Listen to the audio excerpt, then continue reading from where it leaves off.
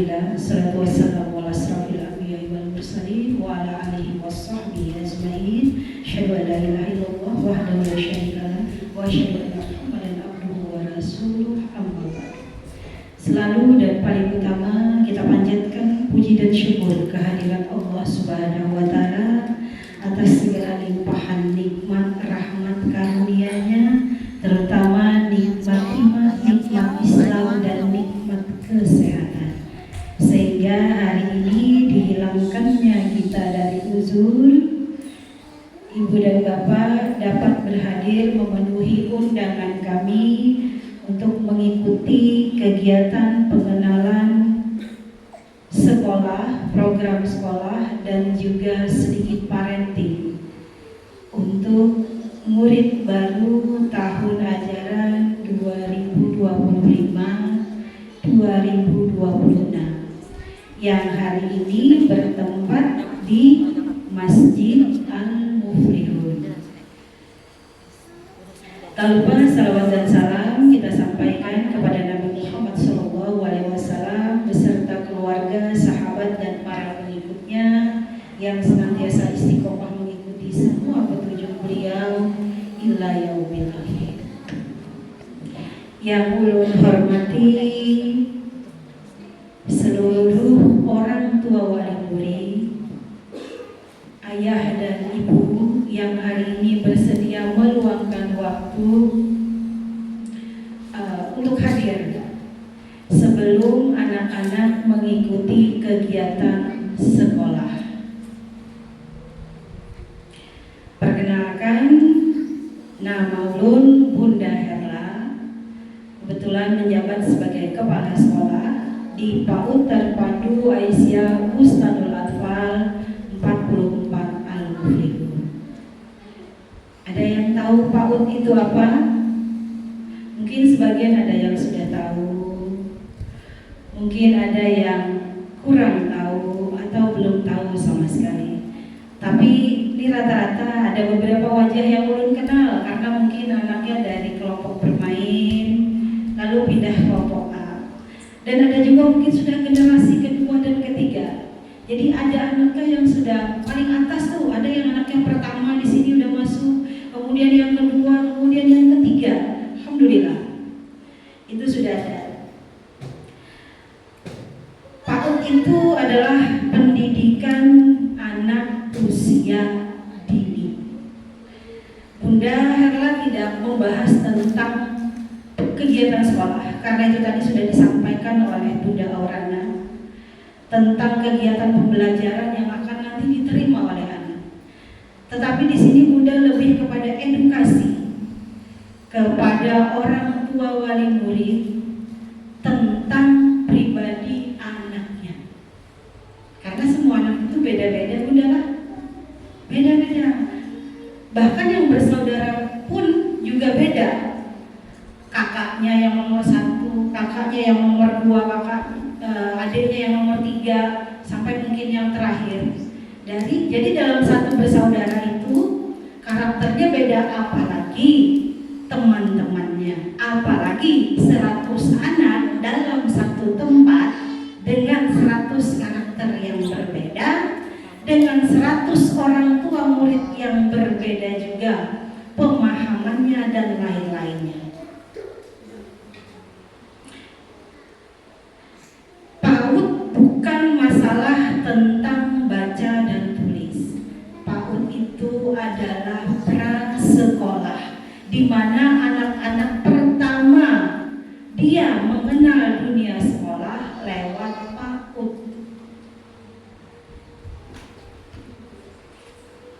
Yang ingin Bunda sampaikan, yang ingin Bunda edukasi kepada orang tua adalah mohon untuk tidak memberikan target-target kepada anak yang nantinya akan memberatkan dirinya.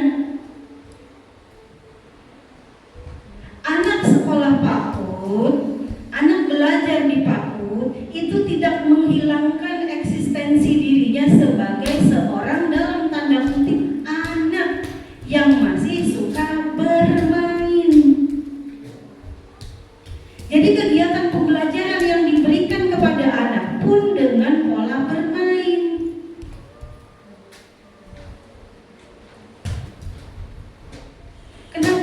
Maka dia merasa tidak dipisahkan dari dunia anak-anaknya. Dia tetap merasa senang hatinya, merasa bahagia. Makanya kadang-kadang kalau ditanya, Kak, mau mana, mau main? Ya memang sekolah itu main. Apalagi kelompok bermain. Polanya adalah bermain sambil belajar. Dari kegiatan bermain ada unsur pembelajarannya yang dia secara tidak sengaja diterimanya. Sambil rebahan, nih pada ngantuk semua mungkin anak-anak kelompok bermain, matanya masih gimana-gimana, datang sekolah pagi. Biasanya sebelum sekolah bangun jam 9, bangun jam 10. Kalau udah sekolah jam 7 sudah harus mandi, 7:15 udah harus makan, pakai baju sekolah siap-siap, 7:30 udah keluar dari rumah, kurang dari 10 menit udah sampai di sekolahan. Untuk 5 menit kemudian kita memulai kegiatan sekolah. Apa pada saat anak-anak langsung datang mulai, ayo belajar kita serius? Enggak.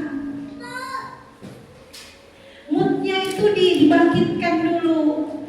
Yang datangnya mungkin merem matanya, yang datangnya mungkin masih ngamuk, masih ini, masih itu.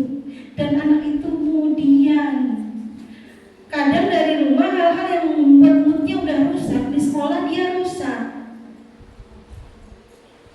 Dan anak itu terbagi dua. Ada yang moodnya cepat berubah baik, ada yang tidak. Kadang-kadang seharian udah dari rumah nih, mungkin agak kurang bagus moodnya. Sampai di sekolah, sampai pulang juga ngeliat orang tuanya langsung gini, mama, nangis. Orang tua murid. Nah, di sini saya masuknya. Di sini saya mau mengedukasi orang tua murid. Mama langsung nangis, ayah yang jemput. Orang tua murid ini, ada apa? Siapa yang mukul? Kenapa? Jatuh apa tadi? Ada yang luka nggak? Ini dan lain sebagainya. Secara tidak langsung, arahan itu pertama itu menjustifikasi dulu, memberi penghakiman bahwa di sekolah ini karena ini anak menangis karena apa ini dan sebagainya. Dan pada saat itu ditanyakan pada anak, ada yang mukul nggak? Apa dan lain sebagainya. Kenapa menangis? Ada yang luka? Siapa yang nakal? Siapa yang tadi ini dan sebagainya. Anak itu terbiasa menjawab apa yang ditanyakan, karena yang Pian tanyakan tadi bukan pertanyaan tapi pernyataan. Pian menyatakan karena dia itu menangis karena sesuatu hal. Itu sudah pernyataan. Di sini terkadang kelirunya.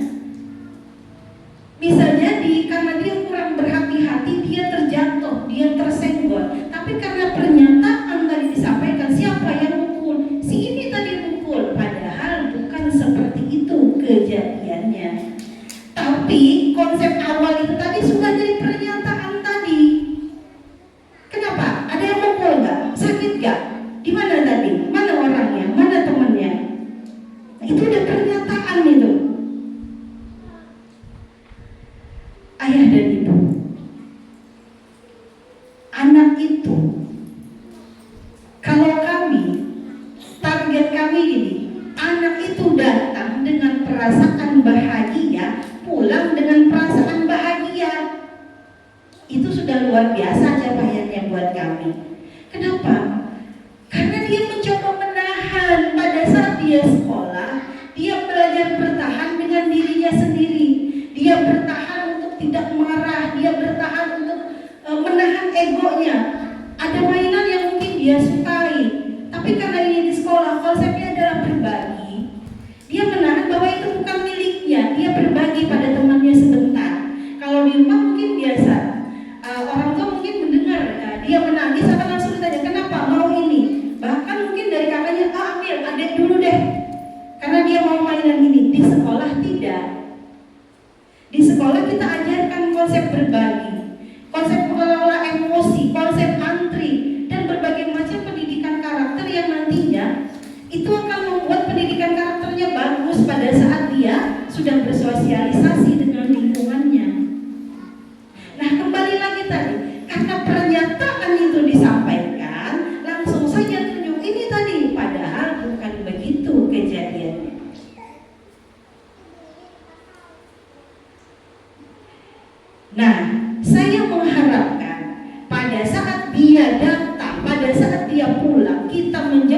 dia pulang, mama jangan tanyakan apa-apa padanya saat itu. Beri dia pelukan. Hebat. Hari ini sekolahnya pinter ya, mama tuh ya. Nanti ya di rumah kita ceritanya mau seperti apa. Tenangkan dulu emosinya, moodnya itu balikan dulu. Dia lelah, dia lapar, dia haus. Jangan kita kasih pernyataan. Kenapa saya lebih suka saya yang bicara? Saya tidak memanggil orang luar karena saya berada di posisi itu. Kurang lebih 10 tahun saya berada pada posisi itu, menyaksikan beragam karakter anak, menyaksikan beragam karakter orang tua dalam menanggapi anaknya. Apalagi nih, hari ini tahun yang masuk rata-rata di atas 60% adalah orang tua Gen Z. Saya melihat wajah-wajah yang muda ini, bahkan lebih muda dari guru termuda di sini yang sedang memiliki anak. Jadi Bunda berbagi pengetahuan, berbagi ilmu tentang bagaimana menyikapi sikap anak, tentang bagaimana agar anak itu pada saat dia masuk dunia sekolah itu menyenangkan bagi dia. Terus terang, Bunda paling tidak suka ada orang murid langsung menjustifikasi guru apabila terjadi sesuatu. Saya selalu sampaikan ini di parenting. Ayah dan ibu, lihat berapa orang punya anak di rumah. Paling banyak 5 atau ada yang 7. Atau berapa? Anggaplah lebih dari 1, lebih dari 2. Ini bukan membela diri, tapi membuka pemikiran kita, pemahaman kita, mengedukasi. Seandainya mata kita itu bisa, mata itu taruh di depan, taruh belakang, samping kanan, samping kiri. Saking kita ingin bahwa anak-anak itu berada dalam jarak pantau kita.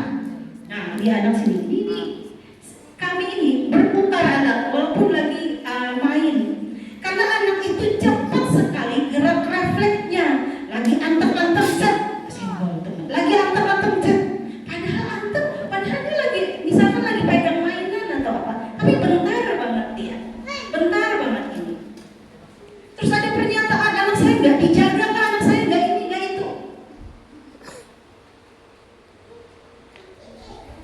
Di sini peran kita masuk. Pada saat terjadi satu insiden dan anak itu pun dia tidak tahu artinya sakit kalau dia tidak terluka, sama kayak kita. Dia nggak akan tahu. Nggak lari-lari di sana ya. Nanti jatuh, tetap aja dia lari. Biarin aja dulu lari, tetap jatuh, berdarah. Sakit tidak? Sakit tidak. Bagian mana yang sakit? Kaki yang sakit. Bisa jalan nggak? Nah ini nanti tadi kan Bunda sudah bilang tidak berlari-lari di area ini karena area ini licin, karena area ini berbahaya. Baru dipel, sakit kan? Kakinya berdarah. Ini nanti pasti di rumah ayah beli obat lagi. Padahal kalau tadi tidak lari-lari, tidak jatuh, uang yang untuk beli obat bisa nih untuk beli makanan yang kamu sukai, bisa nih nanti untuk beli mainan yang kamu sukai. Di situ edukasi pada dia masuk. Di rumah juga. Kenapa tadi jatuh? Siapa yang dorong dan lain sebagainya? Pernyataan lagi. Pada saat dikasih nasihat, apakah dia kira besok dia tidak lari-lari? Tidak. Dia lari lagi. Masuk lagi edukasi kita, masuk lagi nasihat kita. Apakah dalam 1 bulan itu dia tidak akan lari lagi? Tetap. 1 tahun dia pendidikan di situ, 1 tahun dia tetap akan lari-lari. Ini contoh ya, banyak contohnya. Bunda kasihkan contoh yang kecil tadi seperti itu.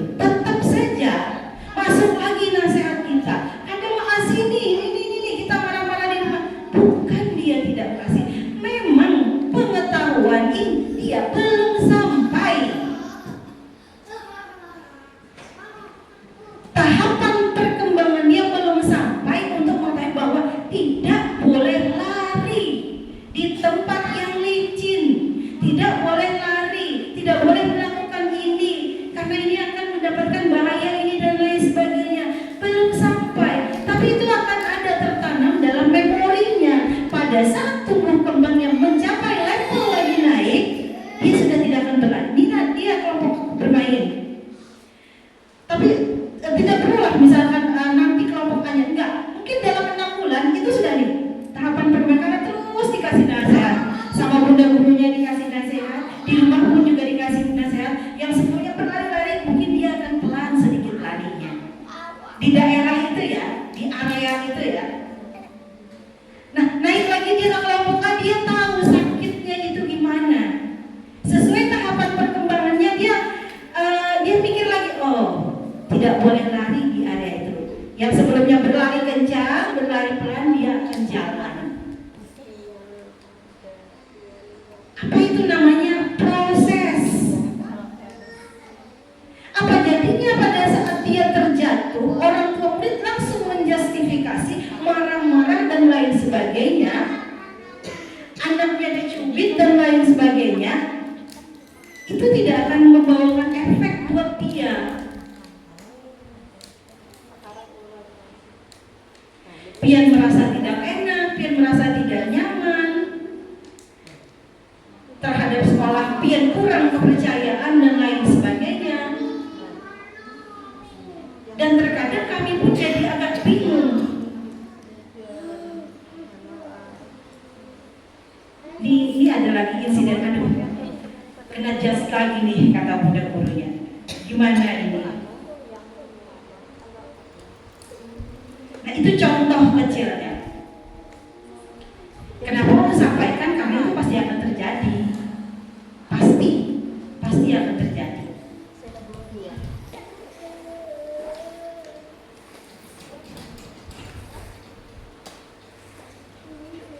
Tapi kalau kita memberikan pemahaman yang baik terhadap dia pada saat dia datang, makanya tadi kalau anak-anak itu pulang, dia keluar dari gerbang, berikan dia pelukan. Sudah sampai di rumah, sudah sore-sore, udah mandi, udah makan, sambil mungkin di depan TV nonton kartun yang menyenangkan dia, baru ditanyakan, apa tadi yang terjadi hari ini? Cerita tadi ada apa? Baru anak mau bercerita, karena dia udah tenang, lelahnya sudah gak ada lagi. Kenapa bunda sampaikan?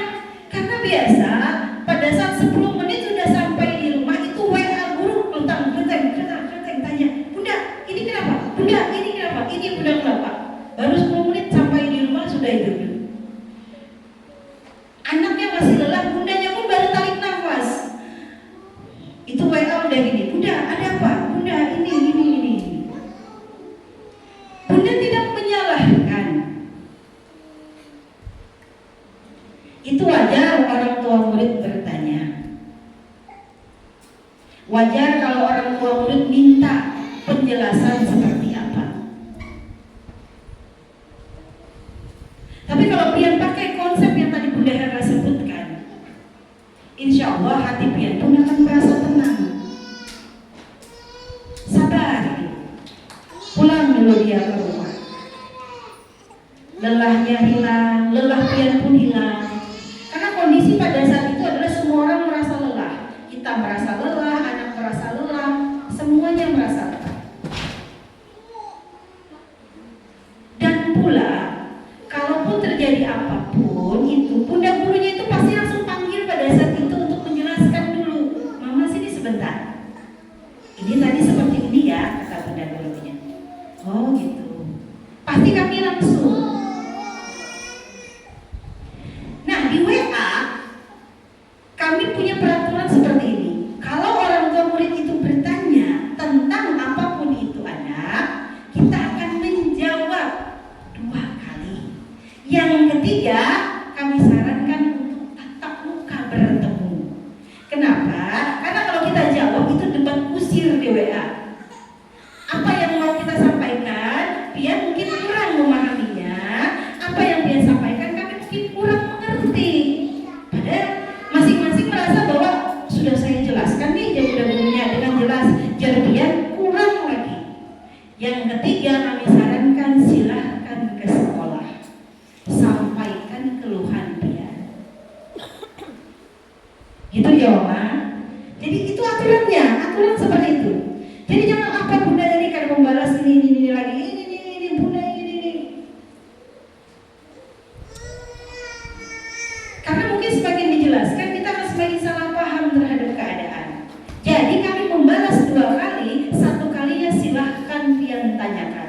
kita temukan mana apa masalahnya.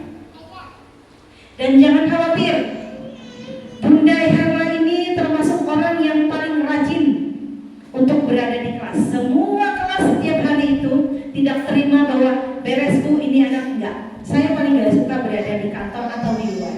Saya paling suka terjun langsung ke dalam kelas-kelasnya, apalagi kelas anak baru. Kenapa? Biar saya nggak terima langsung laporan yang bagusnya saja.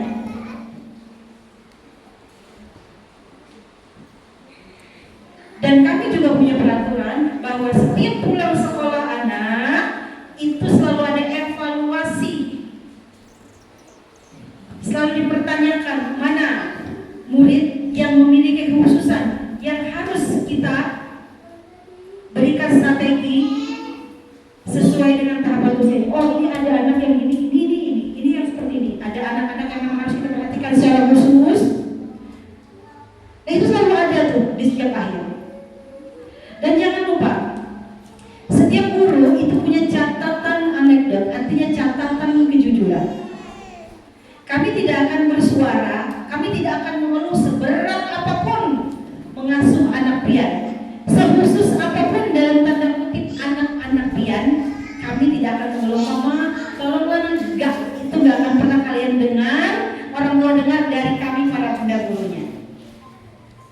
Kenapa? Karena itu adalah bagian dari tanggung jawab kami. Tetapi apabila ada orang tua mempermasalahkan satu hal, maka disitulah kami punya segala dokumentasinya. Ada catatan yang kami beri nama anekdot, catatan kejujuran, di mana bila ada satu peristiwa, jamnya, menitnya, hari, tanggal, jam, menit, detik itu ada, kemudian fotonya, kemudian ada videonya. Karena anak-anak yang khusus biasanya itu secara konstan polanya, besok dia akan ulangin lagi, besok dia akan ulangin lagi hal yang seperti itu. Jadi apabila ada orang tua murid mempermasalahkan, maka kami sampaikan dengan segala macam buktinya.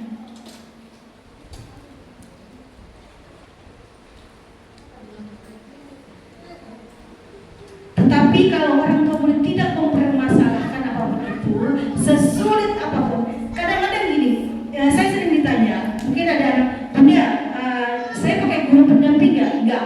Bunda khusus nggak? Bayarnya enggak? Saya bilang enggak, semua sama. Bagi kami semua anak itu sama. Semua anak itu kami perlakukan sama, kami perlakukan istimewa, tidak ada bedanya. Kenapa saya sampaikan seperti itu? Karena saya tidak mau ada pilih kasih antara anak yang satu dengan yang satunya. Walaupun strategi di lapangannya sesuai dengan karakter anak itu beda penanganannya. Tapi anak dalam tanda kutip khusus, kenapa saya tidak mau bedakan dengan anak yang biasa? Karena saya nggak mau orang tua akan menuntut kami juga secara berlebihan. Anak saya kan khusus nih, perlakukan dong dengan khusus gini dan sebagainya. Mama, dia BSPP sama nggak dengan yang nggak khusus? Sama. Semuanya sama. Maka semuanya sama kami perlakukan. Tetapi cara penanganan di lapangan berbeda. Yang khusus sama yang tidak khusus, tetap dibedakan penanganannya.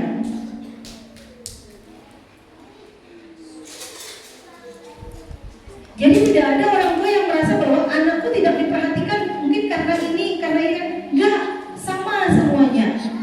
Tapi anak yang khusus mungkin proses adaptasinya itu lebih lama dari yang biasa. Itu yang kadang-kadang mungkin tidak disadari oleh orang tua. Beda prosesnya, mungkin lebih panjang dia beradaptasinya.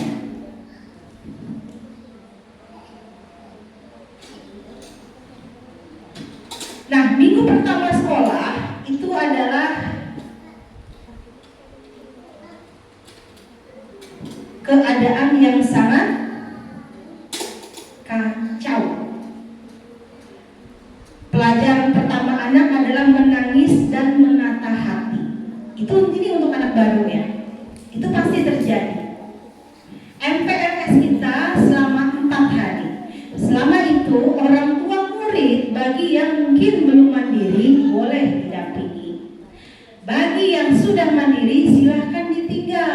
bagus, tidak apa-apa. Bagi yang mungkin masih belum percaya dan lain sebagainya, anak belum gini, boleh mendampingi selama masa MPLS. Setelah masa itu berakhir, tidak terima dengan alasan pian apapun, ortu murid tidak diizinkan mendampingi lagi.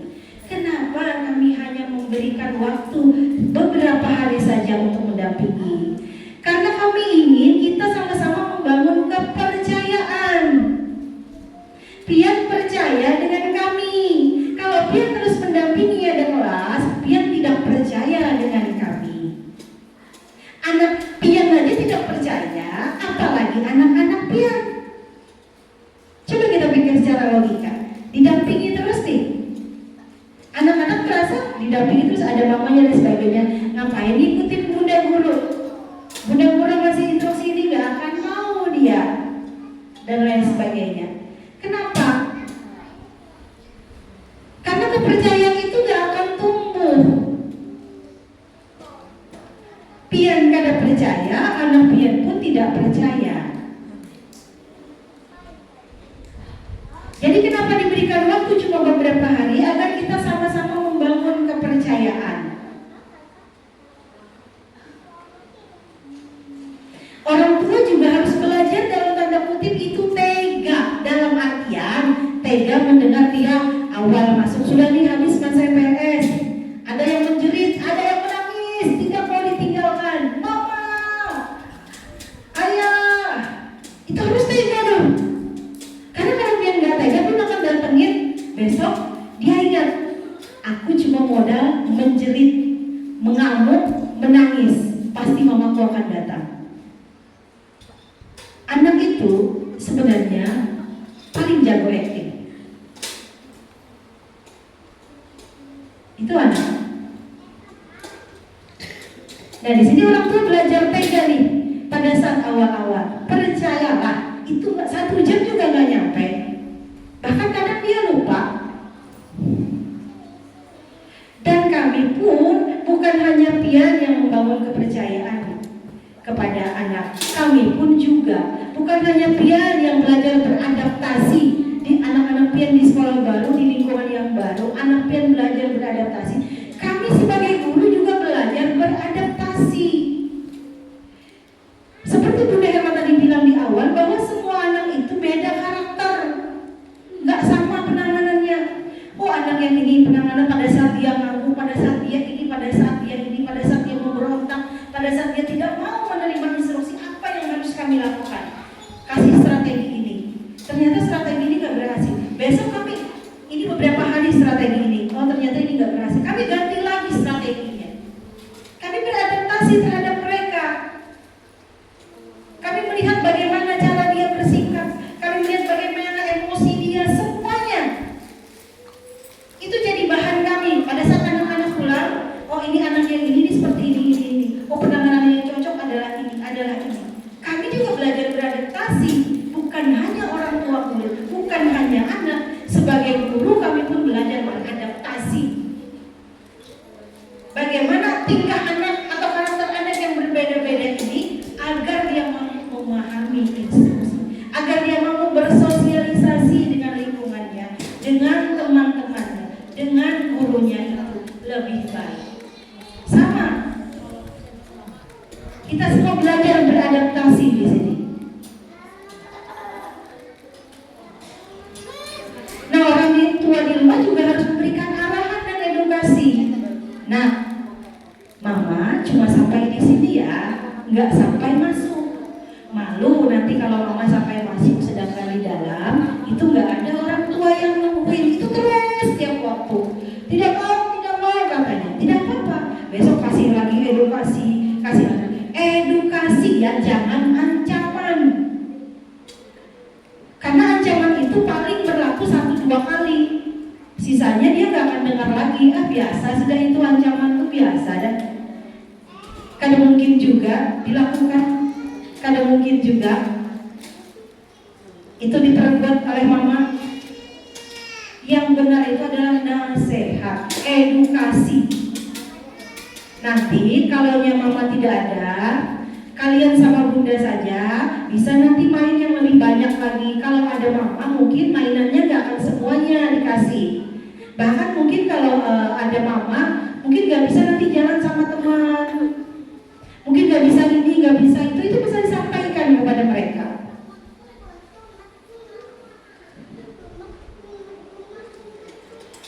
Nah, untuk anak juga yang mungkin dari rumah yang sebelumnya itu jam berapa dia tidur, yang sebelumnya belum makan, itu diubah polanya.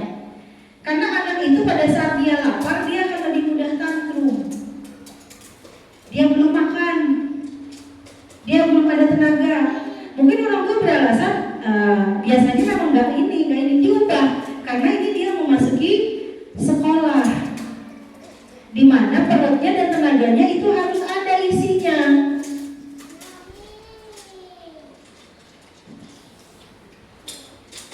Nah, jadi orang tua beradaptasi juga nih, anak baru masuk sekolah, banyak hal-hal yang sebelumnya orang tua murid tidak lakukan. Dia mungkin tidak terbiasa bangun jam segini, dia tidak terbiasa mandi jam segini, dia tidak terbiasa makan jam segini. Itu pelan-pelan diubah juga. Jadi anak menyadari bahwa pada saat dia sekolah, pola yang sebelumnya dia sekolah itu dari rumah sudah diubah juga oleh orang tuanya. Kalau kita tidak merubahnya, dia merasa bahwa sama saja antara dia mau sekolah dan dia tidak sekolah. Jadi terkadang ada WA yang sampai kami, Bunda maaflah ada turun kadang mau bangun. Bunda maaflah ada turun kadang mau baju sekolah. Bunda maaflah, artinya alasan-alasannya sebenarnya itu bahwa alasan-alasan itu sebenarnya itu bisa untuk dihindari. Kalau kita sebagai orang tua tadi dalam tanda kutip tega bangunin dia, tega dengar dia nangis nih, kita siapin air mandinya, nangis kan mau mandi dingin, kita siapin air panasnya, tega dengar dia teriak pagi, percayalah paling seminggu dia mau jerit-jerit kayak gitu, sisanya sudah dia nggak mau lagi, biar aku menjerit, biar aku nggak mau, tetap aja dimandiin. Kenapa? Karena kita konsisten melakukan hal itu yang kami lakukan di sekolah, kami konsisten. Dia mau menerima kadang-kadang itu lagi disampaikan, dia mau mendengar kadang-kadang itu lagi yang kami sampaikan, sampai dia anak ini merasa pemikiran bahwa apapun yang kulakukan ya bunda tetap akan mengajarkan itu, bunda akan tetap mengarahkan itu. Tapi kalau kita berpisah, terus kalau anaknya sehari turun, 2 hari gak ada turun, sehari turun, 3 hari gak ada turun, itu balik lagi kami di sekolah dari awal lagi kebiasaan itu. Alangkah rugi. Dia menyediakan tenaga ngantar ke sini, dana, uang untuk bayar sekolahnya ini dan itunya. Sedih kadang-kadang kami kalau melihat hal yang seperti nggak masuk, ini kayak ini, wah mulai lagi nih dari awal dan lain sebagainya. Tapi kalau ada alasan bisa mengajak keluarga, ini di luar konteks itu ya, di luar konteks dengan alasan yang diantaranya tadi. Gitu. Yang alasan itu sebenarnya bisa tidak terjadi kalau kita dalam tanda kutip itu tadi tega. Itu karakter mama. Itu karakter bagaimana dia caranya bertanggung jawab, dia bangun yang segini karena dia harus melakukan ini. Secara dia tidak langsung kita ngajarinnya. Gak usah kita bilang bangun yang segini ya kamu sekolah gini harus gini, gak usah. Udah kita bangunin aja jam segini, makannya jam segini, ini jam segini, pakai baju sekolah jam segini, turun dari luar rumah jam segini, sampai jam sekolah jam segini. Terus hal-hal itu konstan kita lakukan. Jam berapa dia udah datang, itu berapa karakter sudah tuh yang udah masuk ke dia. Saya sering menyayangkan gini dengan pemahaman orang tua. Kayaknya bila sudah ganal bisa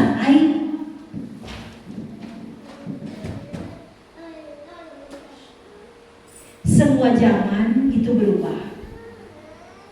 Setiap zaman itu mengikuti. Makanya ada masa golden age-nya. Masa bahwa di mana anak ini mampu menerima sebanyak apapun hal-hal baik yang dimasukkan ke dalam dirinya. Ya masa-masa seperti sekarang. Jadi tolong, bila ia sudah pintar, bila ia sudah ganal, ia bisa AI.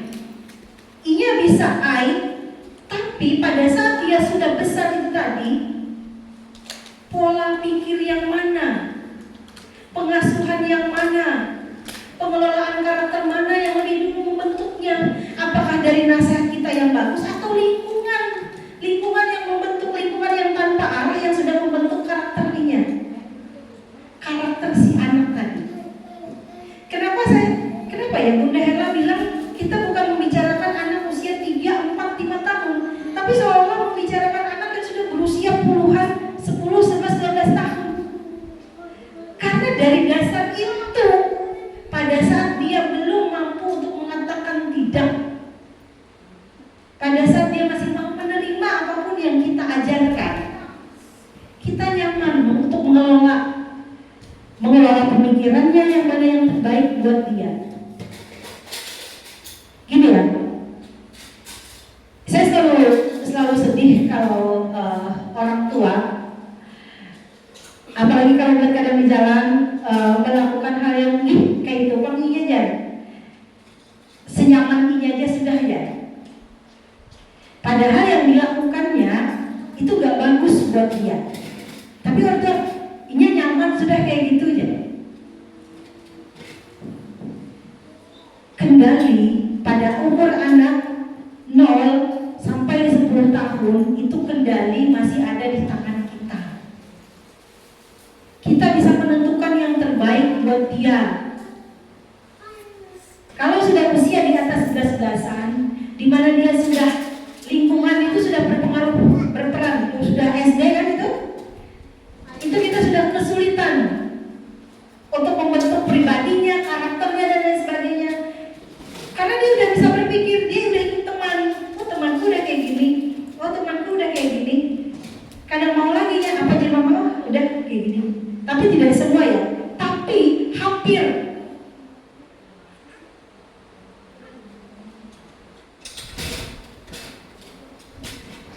Makanya pendidikan itu, kalau hanya ngajarin baca tulis itu mudah. Dia gak usah sekolahin anak, datangin aja guru les ke rumah, dia bisa baca, dia bisa tulis, dia bisa hitung.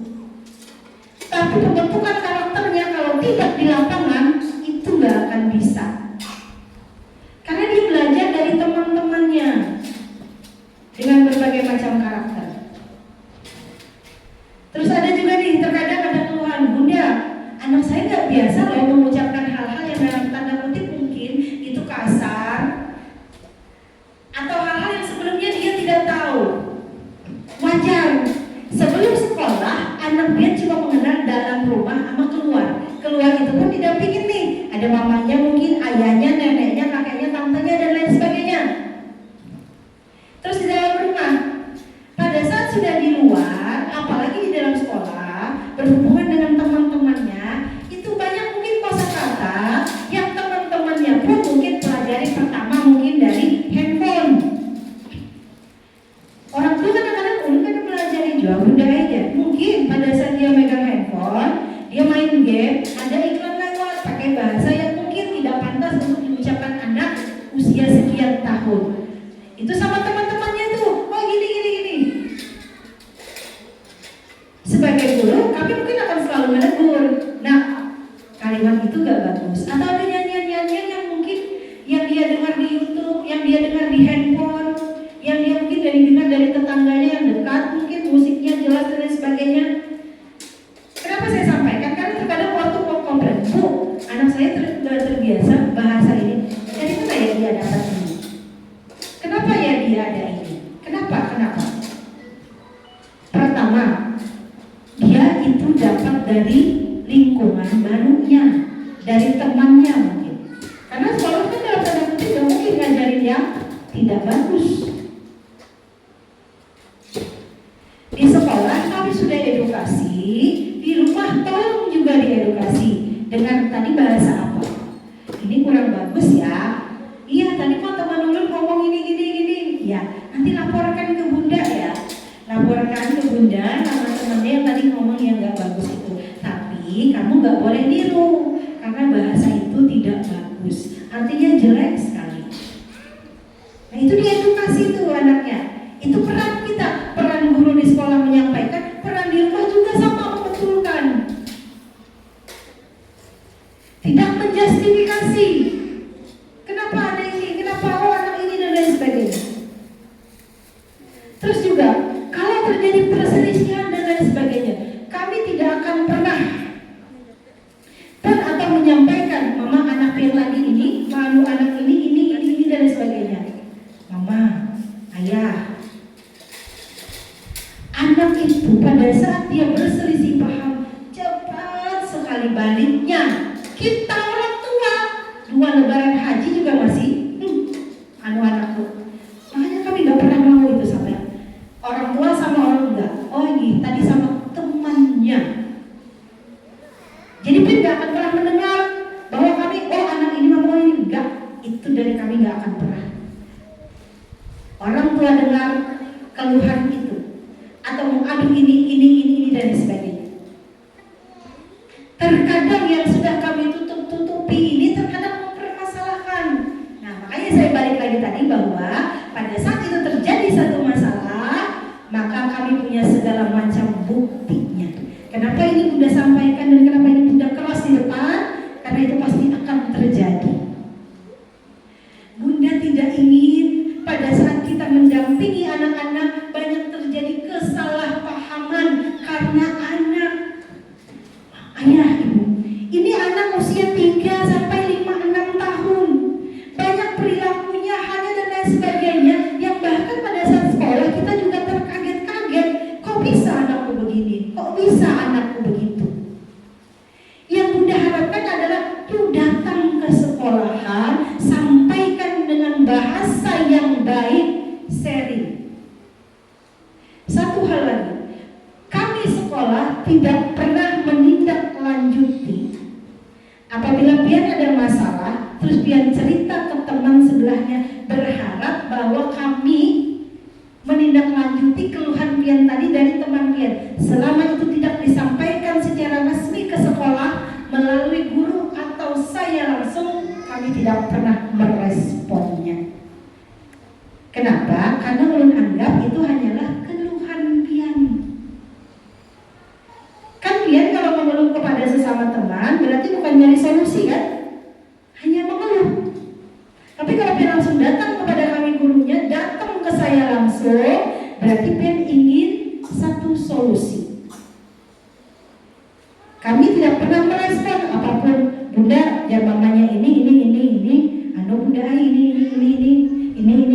Kalau kami respon semuanya, banyak hal mungkin yang lebih bermanfaat yang harus kami lakukan. Kenapa?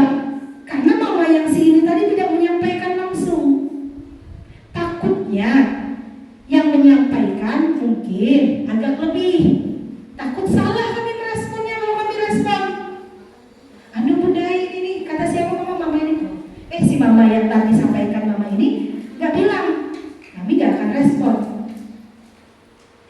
Takutnya kami salah untuk ngasih solusi karena tidak langsung oleh orang tua yang bersangkutan.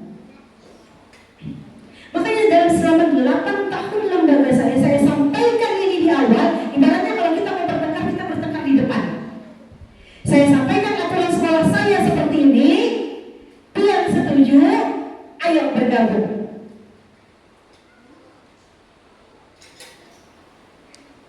Saya tidak mau berbuka dua sampai saya sampaikan yang baik-baik. Terus kalau ada terjadi sesuatu, pian akan menjustifikasi saya. Jangan pian pakai ini. Makanya saya sampaikan walaupun itu sakit, pian dengar. Walaupun pian kadang senang mendengarnya, tetap pun sampaikan. Karena itu pasti akan terjadi, gak mungkin gak terjadi. 100 anak ngumpul dalam satu sekolahan, apa yang pian harapkan? Mereka 100, kami 10, bandingannya jauh.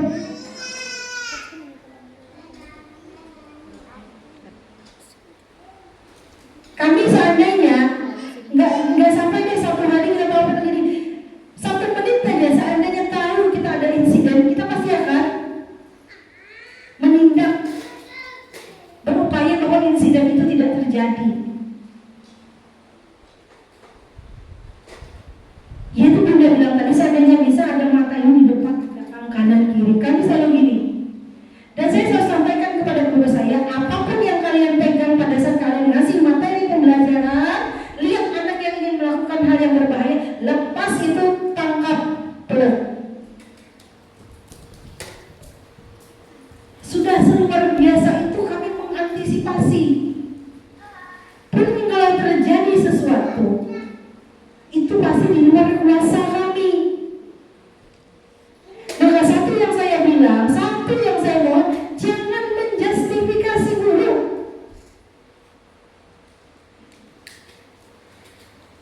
Kami berupaya seluar biasa mungkin agar pada saat dia datang, dia pulang juga dengan senyum. Itu sudah pencapaian yang luar biasa bagi kami. Nah, seiring waktu berjalan dan yang segi pembelajaran tadi tumbuh kembangnya, dia akan berkembang sesuai dengan perkembangan usianya. Gak usah instan, gak usah dikasih target-target udah bisa apa, tadi udah bisa ngapain. Tanyakan, senang gak tadi belajar, senang gak tadi bermainnya. Tanyakan perasaannya. Kenapa itu saya tanya, kenapa itu saya sampaikan? Agar dia merasa bahwa orang tuanya itu selalu ada buat dia, menguatkan dia. Oh, tadi kurang bisa ini, tadi ada kegiatan ini, tapi kurang bisa. Wah, nanti pasti bisa gini. Diberi dia pemahaman itu, diberi dia motivasi bahwa dia bisa sama dengan teman-temannya. Jadi tanyakan perasaannya, bukan tanyakan capaiannya. Yang ada dia stres. Dan daripada kalian stres, waktu dia stres, marah-marah, dia akan berbohong. Bisa main, padahal kan belum. Karena dia kalau dia nggak bisa, mamanya pasti marah, ayahnya juga gini-gini. Jadi yang mungkin lebih pada saat di usia ini, pada saat dia udah sampai sekolah dan lain sebagainya, lebih ke perasaannya.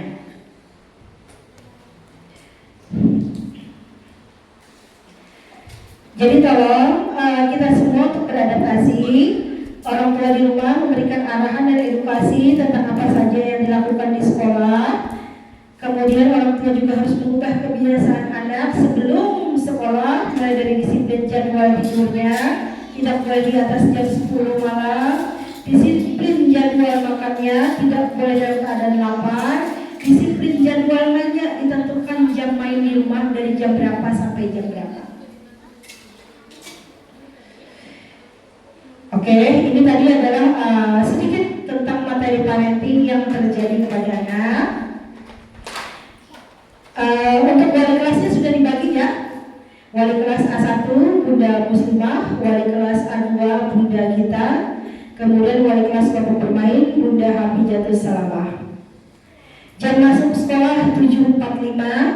Mohon yang sebelumnya dari kelompok bermain sering terlambat datang, pada saat sudah kelompok A, sayang kalau terlambat datang. Tidak ada lagi alasan baru bangun tidur, tidak mau mandi, tidak mau makan, tidak mau pakai pakaian dan lain sebagainya.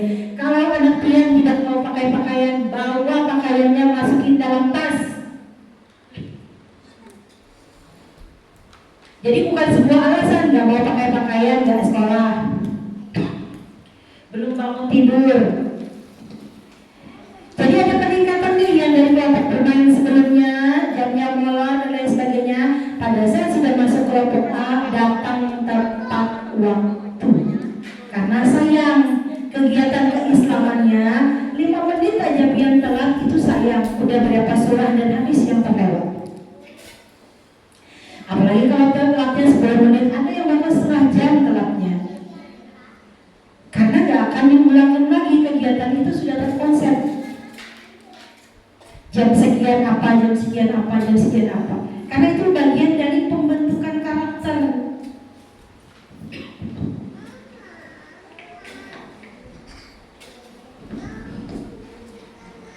Jadi sayang kalau dia terlambat, karena akan kehilangan kegiatan Islaminya yang diawali dengan hafalan doa, surah, hadis, dan lain sebagainya.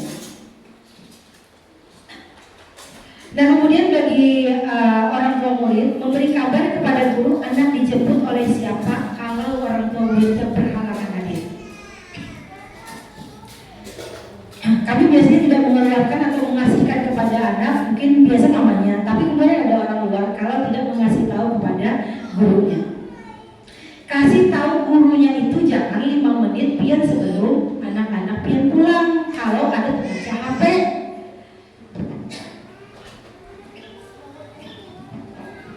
Kemudian bagi anak yang dijemput itu ada batas waktu kami toleransi kurang lebih 15 menit. Lebih dari 15 menit kami kenakan anak itu di titipan 10.000 per jamnya. Bukan masalah duit, saya mau orang yang bertanggung jawab pada anak. Datang tepat waktu, jemput anak tepat waktu. Kalau tiap hari telatnya setengah jam, terbiasa nanti ada aja budaya. Kemudian gini, guru itu kami kan ada 3 layanan. Di antaranya adalah tempat penitipan. Kalau sudah jam pulang anak-anak, yang namanya wali kelas sama guru kelas tidak bertanggung jawab lagi terhadap anak yang kurang lebih 15 menit tadi tidak dijemput, itu sudah masuk guru penitipan. Karena guru kelas sama wali kelas itu beresin kelasnya. Yang seperti kapal pecah lah sudah selesai nyapu, koper dan sebagainya, gak bisa full, gak bisa fokus ngurusin anak yang dijemput orang tuanya terlambat. Jadi itu ada guru penitipannya, ada guru yang memang bertugas dititipkan. Jadi bisa mengawasi anak pian. Sepakat ya? Batas kami, toleransi kami adalah 15 menit. Lewat 5 menit dari itu adalah jatah penitipan.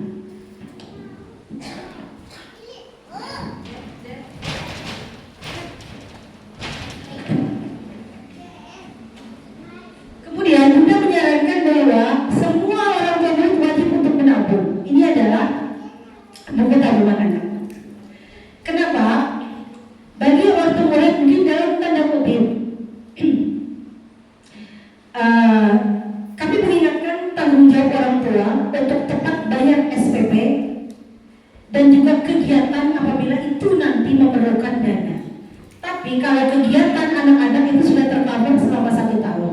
Kegiatan yang saya maksud melibatkan orang tua adalah kegiatan tahunan, moving class puncak tema, di mana seluruh orang tua murid kita libatkan untuk mengikutinya. Kalau ada tabungan, pian kada merasa mengeluarkan duit banyak. Bunda, potong aja di tabungan. Pian SPP rasa berat bayarnya 125 1 bulan, nabung. Sebulan ada 200, Bunda langsung potong di tabungan. Langsung kami potong. WA aja wali kelasnya, Bunda bulan ini tabungan SPP anak belum, potong di tabungan. Kami ringankan semuanya. Yang tidak bisa bayar atau yang tidak mau bayar, lapor ke saya, datangin saya, apa alasannya. Tapi bilang, jangan dia menghilang seperti angin. Nggak ada laporan apapun. Jangan marah kalau PU-nya WA. Kalau apa-apa dan lain sebagainya bilang, lapor. Bunda mohon maaf ini. Kan enak ada laporannya. Kalau nggak ada laporan, kami WA. Kenapa? Takutnya ortu murid itu lupa.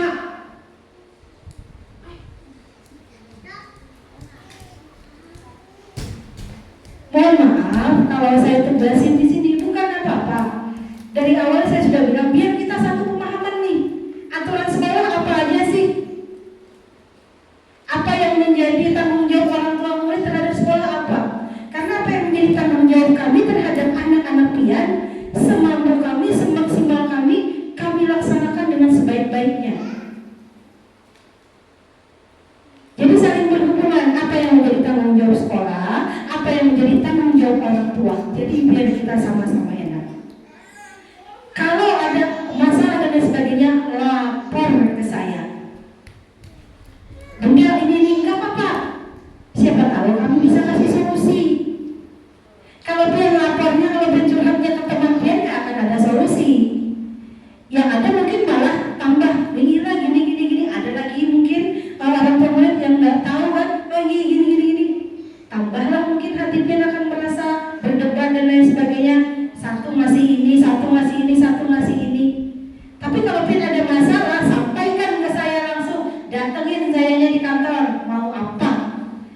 solusi yang pian dapatkan.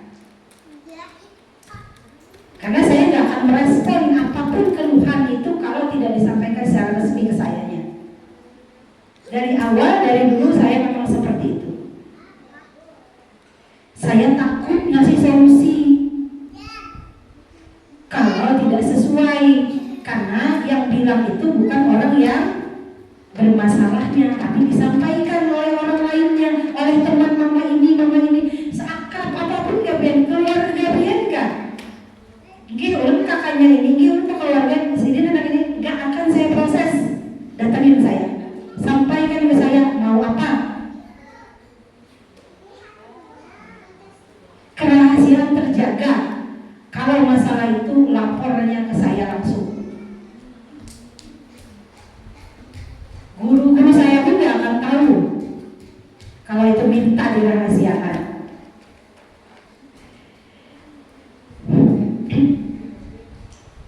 Gitu ya. Jadi saya mohon, ini saya wajibkan, ini gratis. Tapi kalau dia rusak, hilang, dia tembus lagi 10.000. Mohon, kalau anak-anak udah datang, ambil bukunya. Karena saya sering anaknya dicoret, dirobek dan lain sebagainya, saya paham. Kan dia nggak tahu. Cuman sebagai orang tua mungkin kita bisa lebih teliti. Kalau dia datang, maksudnya ambil dulu, simpan dulu. Kan saya tuh belum keluar uang 10.000 buat tembus lagi. Sebelumnya kan gratis, akhirnya jadi bayar.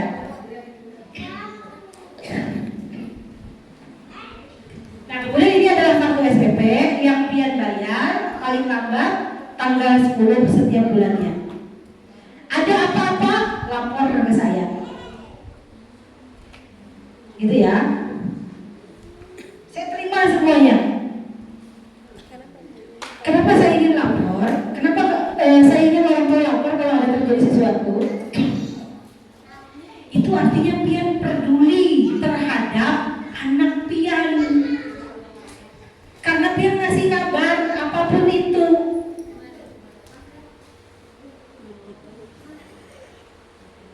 Kalau pian merasa nggak perlu kasih kabar, sudah tahu aja dan sebagainya. Alangkah sayangnya kalau info yang seharusnya kami dapat itu tidak kami dapatkan. Nah, kemudian di grup itu adalah share hanya informasi resmi dari sekolah. Bunda Sarnas kalau bilang kepada orang tua UIN, kami ini paling lambat untuk ngasih pengumuman. Kenapa? Karena sekali pengumuman itu di-share, insya Allah itu tidak akan berubah. Jadi kalau kita mendengar di luar ada ini, berita itu, kenapa ya di sekolah kami nggak ada? Kami itu membijaki dulu berita ini kebenarannya berapa persen. Ini ada celah nggak untuk kita bisa ini ada celah nggak untuk bisa ini. Grup sekolah itu mungkin beda, mungkin kalau dia misalkan di lembaga lain yang sebentar ada pengumuman, yang sebentar ada pengumuman, tapi pengumuman yang sebentar itu bisa diralat karena mungkin tidak akurat dan lain sebagainya. Kalau di saya itu kami jarang kasih informasi. Tapi kenapa? Karena saya ingin kalau saat informasi itu ada, orang murid langsung kasih perhatian. Oh, ada apa di grup? Ada berita ini. Kalau pian punya berita, mungkin ada juga yang guru dan lain sebagainya, ingin sesuatu hal, jangan share di grup, share ke saya pribadi. Saya bisa menindaklanjuti share tersebut. Saya tidak ingin di grup itu ada share ini, share itu, share ini, share. Karena pada saat yang di-share itu informasi sekolah itu terlewat. Karena ada share ortu ini, tentang ini. Walaupun yang di-share itu baik, tapi sayang nanti terlewat pada saat sekolah ngasih informasi yang benar-benar akurat berhubungan dengan anak. Itu artinya nggak percaya lagi. Kenapa? Sebelumnya sudah ada 5 share, ting. Oh, bukan dari sekolah, oh mama ini yang share. Oh, bukan dari sekolah, oh mama ini yang share. Itu yang saya tidak tahu. Akhirnya pada saat informasi yang sekolah nggak diperhatikan lagi sama ortu murid. Merasa bahwa oh mungkin ada info mama ini yang ngasih info ini. Gitu ya. Nah, saya sampaikan ke orang tua murid seperti itu. Kalau ada apa-apa, share ke saya pribadi atau share ke wali kelasnya. Bunda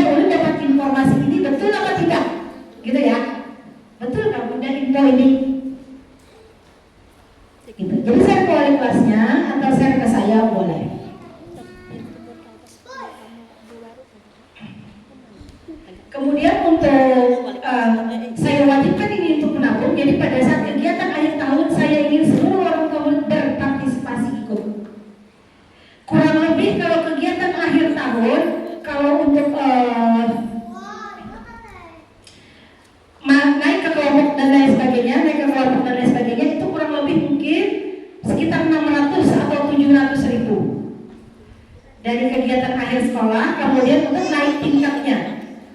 Jadi mohon, jadi bisa aja nanti di tabungan ini, oh uang segitu, oh aman sudah, jadi kan kada mikirin lagi nih. Ulun hanya ingin meringankan. Walaupun mungkin di sini bagi pian nilai segitu, bagi sebagian orang tua murid nilai itu kecil, atau bagi sebagian orang tua murid nilai itu sangat besar. Jadi ulun kasih solusinya ini. Dan ini juga penting untuk anak belajar menabung. Dan lagi, pian menabung anak banyak dan lain sebagainya, jangan anggap sekolah bang bisa pian ambil nanti bulan depan, ini banyak nih, pusing pembukuannya, PU-nya yang nulis nanti coret. Itu ya, saya selalu sampaikan, kalau pian jadikan pian menabung di 100, 200, oh ada nih 3 juta, kena pian ambil 1 juta, kena pian ambil 500, kena pian ambil segini. Menabung ini secukupnya dengan anak. Bukan ada menyarankan lebih 2 juta apa dan lain sebagainya. Dan boleh juga berjuta-juta. Kayak tahun tadi ada murid sampai 20 juta. Yang dari KB sih dia nggak ngambil sampai B. Tidak masalah karena kadang ngambil.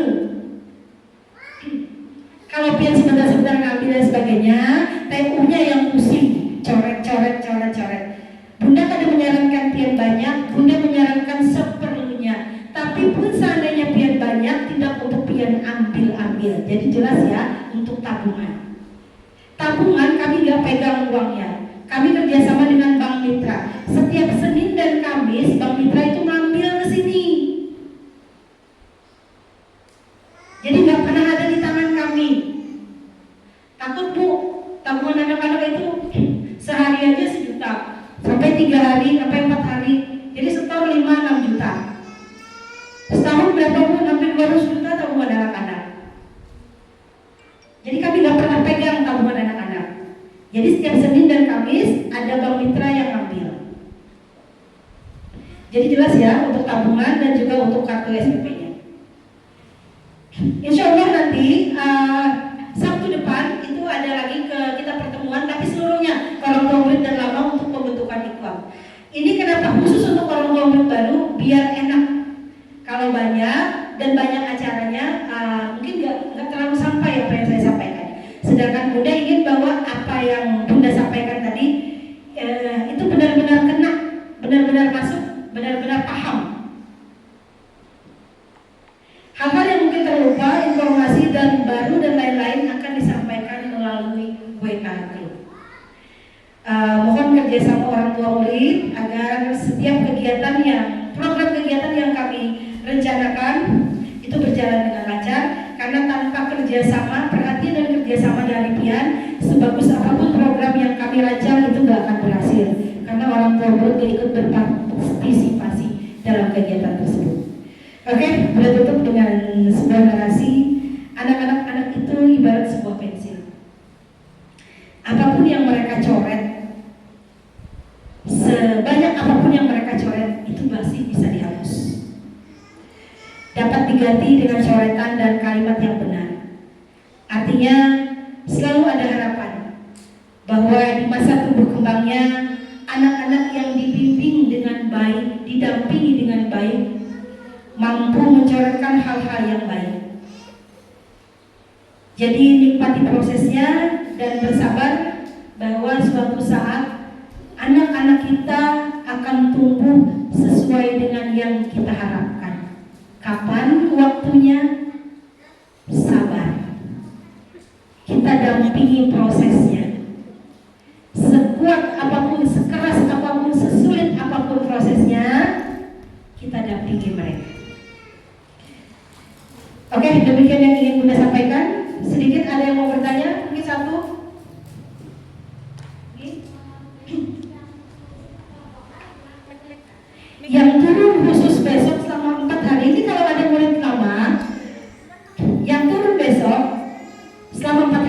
adalah murid baru. Murid lama tanggal 14. KB yang murid baru tuh. A yang murid baru. Lama tidak? Lama tanggal 14. Jadi biar kami seluruh bundanya bisa fokus. Hasan 14, Husen besok. Karena Husen baru. Hasan 14, gitu ya. Yang murid lama tanggal 14, yang murid baru mulai besok Selasa, Rabu, Kamis, Jumat. Gitu ya. Biar kami para bundanya bisa full di lapangan terjun langsung untuk murid-murid baru yang mungkin masih banyak yang tantrum dan lain sebagainya. Demikian Bunda yang ulun sampaikan. Mohon maaf untuk keterlambatannya. Ulun tadi terlambat sedikit karena ada tamu yang seharusnya jam setengah 9, jam 9. Jadi menambahnya di setengah 11. Seharusnya kita selesai di jam 10. Oke, selamat bergabung untuk seluruh orang tua wali murid yang baru. Mudah-mudahan kita dapat bersinergi dengan baik. Apapun masalahnya, mari kita rundingkan dengan baik juga. Sampaikan dengan cara yang baik, insya Allah akan dapat solusi yang baik juga. Assalamualaikum warahmatullahi wabarakatuh. Baik, itu tadi penyampaian penting oleh Bunda Herlawati SAPS PDMH. Acara berikutnya yaitu doa yang dibacakan oleh Bunda Hatijatus Salamah SPD. Pada Bunda Hatijatus Salamah dipersilakan. Ini kelas kelompok B, dua B, anak murid B. Ada yang kami Bunda.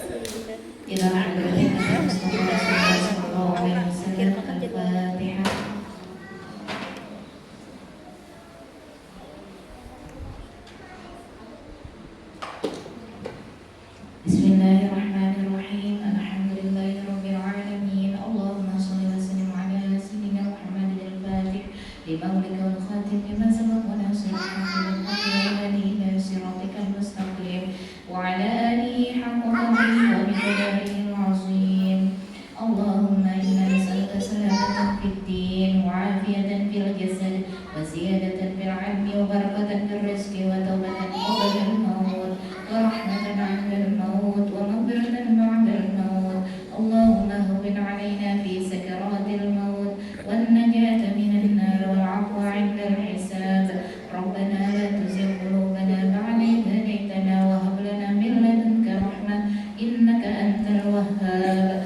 ربنا هب لنا من أزواجنا وذرياتنا قرة أعين واجعلنا للمتقين إماما.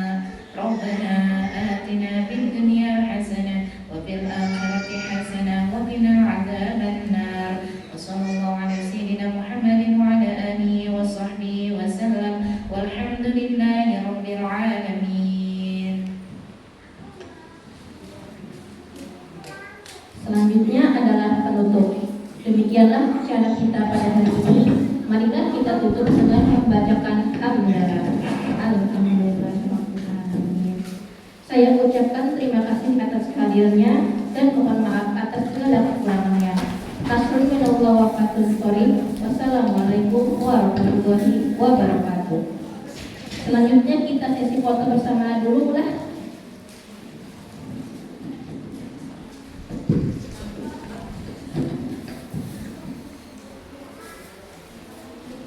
Orang tua dari kelompok bermain silahkan maju ke depan. Kita foto bersama dulu sebentar. Kelompok bermain.